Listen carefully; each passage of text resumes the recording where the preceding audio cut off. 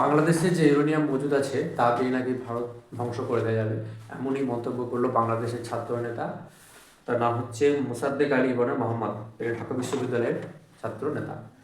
তো আজকের প্রতিবেদনটিতে আমি এই বিষয়টি ব্যাখ্যা করব। আমি সাহেব, আপনারা দেখছেন নিউজ স্পাইস ইউটিউব চ্যানেল। এই চ্যানেলের মাধ্যমে আমি আপনাদেরকে বিভিন্ন দেশ বিদেশের রাজনৈতিক আন্তর্জাতিক খবরগুলো বিশ্লেষণ করি। আপনারা এই চ্যানেলটিকে সাবস্ক্রাইব করে রাখতে পারেন। তো বিষয়ে আসি যে বর্তমানে বাংলাদেশে যে সমস্ত কচিকাঁচা নেতারা রয়েছে, তারা যে ধরনের উস্কানিমূলক মন্তব্য ভারত বিরোধী বিশেষ করে দিচ্ছে, তা নিয়ে এখন শোরগোল পড়েছে দুটি দেশে, বিশেষ করে বাংলাদেশও এবং ভারতও। আমরা দেখছি যে বাংলাদেশে যে সমস্ত নেতারা রয়েছে ক্রমাগত ভারত বিরোধী উস্কানিমূলক মন্তব্য দিয়েই চলেছে।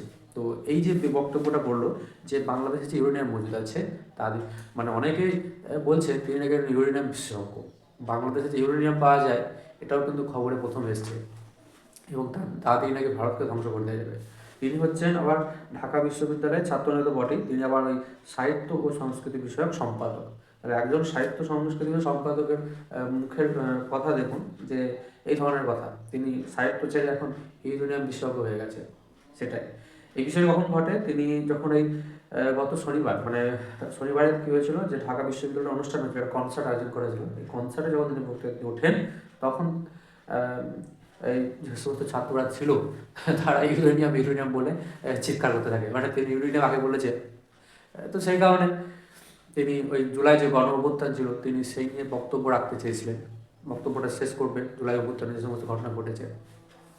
তো বিষয় এটা হলো যে বাংলাদেশের এই সমস্ত যারা নেতা, যারা অনভিজ্ঞ, কোনো অভিজ্ঞতা তাদের নেই, অতীত অভিজ্ঞতা নেই, তাদের নেতৃত্ব দেওয়ার ক্ষমতা নেই, দেশকে নেতৃত্ব দেওয়ার ক্ষমতা নেই, হ্যাঁ, তারা এই ধরনের মন্তব্য করে কী করছে, দেশের যারা সাধারণ মানুষ তাদেরকে বিপদের মুখে ঠেলে দিচ্ছে। একবার যদি কোনো কারণে দেশে একটা যুদ্ধ বেড়ে যায়, তো সেই সমস্ত সাধারণ মানুষগুলোর কী হবে, যারা এইসব বিষয়ে জানে না, এইসব বিষয়ে কোনো কিছু জানে না, তারা এই ধরনের বক্তব্য করে দেশবাসীকে, বিশেষ করে সাধারণ জনগণ যারা নির্দোষ, তাদেরকে বিপদের মুখে ঠেলছে এই ধরনের উস্কানিমূলক মন্তব্য করে।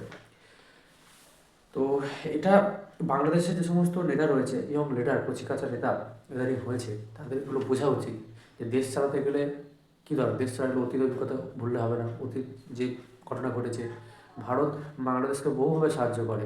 1971 মুক্তিযুদ্ধে ভারত সেনা পাঠিয়ে সাহায্য করেছে, খাবার পাঠিয়ে সাহায্য করেছে, ওষুধ পাঠিয়ে সাহায্য করেছে।